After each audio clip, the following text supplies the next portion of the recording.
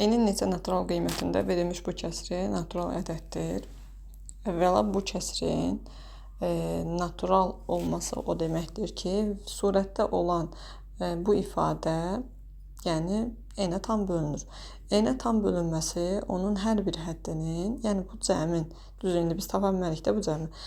Cəmin n-ə bölünməsi elə onun ayrı-ayrı hədlərində n-ə bölünməsini bizə çatdırır. Deməli, 3n kvadratı bölünsün n, üstəgəlsin 6n bölünsün n və üstəgəlsin 15 bölünsün n. Hər birini ayrı-ayrı n-ə böldüm. N-ə böldükdə n getdi qaldı 3n, üstəgələ n-lər getdi qaldı 6 və üstəgəlsin 15 bölünsün n. Bizə burada deyir ki, n-in neçə natural qiymətində. N-in qiymətləri, yəni n-in qiymətləri nə ola bilər? 15-i bölən ədədlər ola bilər. 1, 3, 5, 15.